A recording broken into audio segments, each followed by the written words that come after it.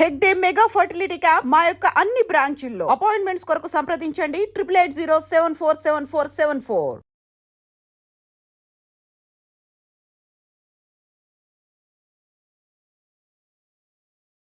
రోజు రోజుకి హైదరాబాద్ సిటీ వ్యాప్తంగా కూడా ఈ మందు బాబులుకి సంబంధించిన కేసెస్ పెద్ద ఎత్తున నమోదవుతున్నాయి. దట్టు వీకెండ్స్ వచ్చిందంటే చాలు, అంటే ఫ్రైడే నుంచి సండే నైట్ వరకు విచ్చలవిడిగా మందు సేవించడం, ఆ తర్వాత ఎంత అవగాహన కల్పించినా, ఎన్ని చలాన్లు పడ్డా, లేదంటే ఎంత మేర పనిష్మెంట్ ఇచ్చినా ఎక్కడ కూడా ఈ మందు బాబుల వార్తలు మాత్రం ఆగే పరిస్థితి కనిపించట్లేదు.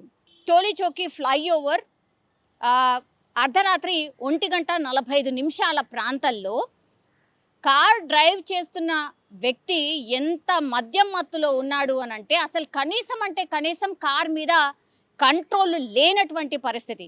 అంటే మధ్యరాత్రి 1:45 అంటే పూర్తిగా ఆల్మోస్ట్ సిటీలో చాలా రేర్గా వెహికల్స్ వెళ్తూ ఉంటాయి, మంచిగా ప్లెయిన్ రోడ్స్ ఉంటాయి.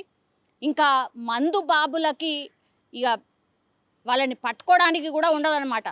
అంత భయంకరంగా ఆ రోడ్స్ మీద వాళ్ళ ర్యాష్ డ్రైవింగ్, అట్లాగే ఆ స్పీడ్ని చూస్తే ఒకవేళ వాళ్ళ బండి ముంగట ఎవరైనా వస్తే మాత్రం ఇంకా స్పాట్లో చనిపోయే సిచ్యువేషనే అనమాట. అంత దారుణంగా ఈ డ్రైవింగ్ మనం స్పష్టంగా చూడొచ్చు.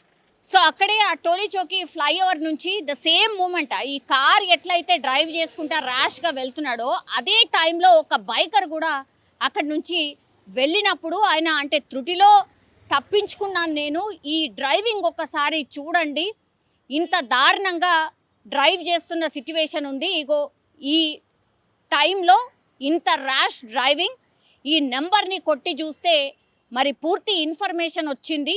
ఒకసారి ఆ ఇన్ఫర్మేషన్ ఏంటి అని అంటే ఆయన పేరు వచ్చేసి ఈ బండి ఎవరిది అంటే మురళీకృష్ణ గౌడ్ అనే వ్యక్తి పేరు మీద ఈ వాహనం రిజిస్టర్ అయి ఉంది.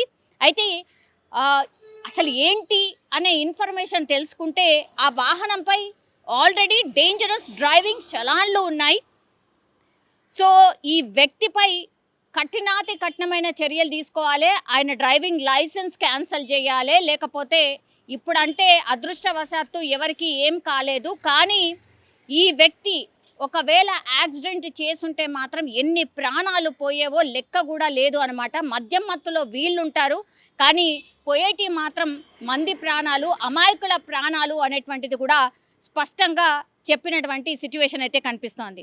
సో ఇప్పుడు పూర్తి ఇన్ఫర్మేషన్ పోలీసుల దగ్గర ఉంది కాబట్టి, నంబర్తో సహా వచ్చింది కాబట్టి, పేరుతో సహా ఉంది కాబట్టి ఇప్పుడు ఆ వ్యక్తిని పట్టుకునేందుకు పోలీసులు రంగంలోకి దిగిన పరిస్థితి అయితే కనిపిస్తోంది. మద్యం సేవిస్తూ వాహనం నడిపితే కఠిన చర్యలు తప్పవని మరోసారి పోలీసులు అయితే హెచ్చరికలు జారీ చేసిండ్రు. కానీ పోలీసులు హెచ్చరికల వరకే ఉంటోంది, కానీ వాళ్ళకి నిజంగానే కఠినమైన శిక్షలు ఒకవేళ అమలు చేస్తే నిజంగానే ఎవరు కూడా మళ్ళీ ఇట్లాంటి ర్యాష్ డ్రైవింగ్ చెయ్యరు. ఒకటి, ఇంకోటి ఏంటంటే అసలు ఒక్కసారి మద్యం సేవించి పట్టుబడితే ఇంకెందుకు వాళ్ళకి ఎప్పటికీ కూడా డ్రైవింగ్ లైసెన్స్ ఇవ్వొద్దు.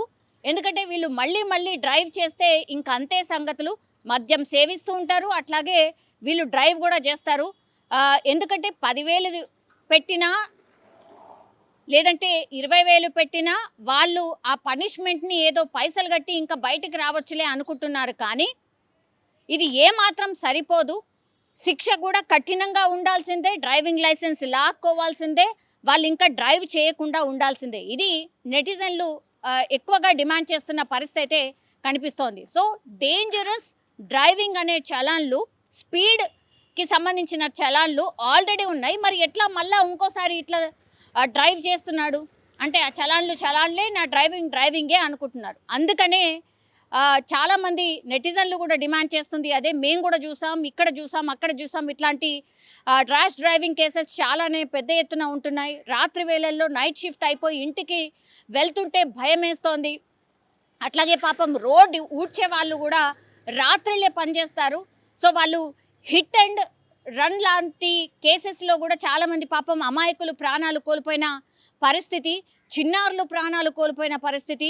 అమాయకులు ఎమర్జెన్సీలో బయటకు వస్తే వాళ్ళు అర్ధాంతరంగా ఇట్లా మద్యం సేవించి డ్రైవ్ చేసిన వాళ్ళ చేతిలో ప్రాణాలు కోల్పోయిన సిచ్యువేషన్. సో ఇది చాలా చాలా డేంజరస్గా మారిపోయింది. ఈ శిక్షలు సరిపోవు, ఇంకా కూడా వీళ్ళకి ఇంకా ఏదైనా ప్రత్యామ్నాయంగా అనుకోండి, లేదంటే ఇంకా కూడా కఠినమైన శిక్షలు అమలు చేస్తేనే ఇంకా ఇట్లాంటి వాళ్ళు డ్రైవ్ చేయకుండా ఉంటారు అనేది కూడా చాలామంది ప్రజలు రెస్పాండ్ అవుతున్న సిచ్యువేషన్ కనిపిస్తోంది.